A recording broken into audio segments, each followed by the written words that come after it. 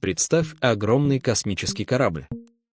Разве справедливо, если 5% экипажа объявят воздух и каюты своей собственностью?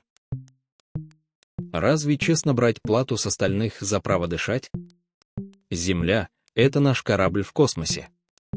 Никто из нас ее не создавал. Это общий дар природы. Генри Джордж учил: пользуйся землей, строй на ней, созидай. Но плати общую ренту за право занимать место. Чтобы у каждого был шанс на достойную жизнь. Время проснуться. Подпишись на наше движение.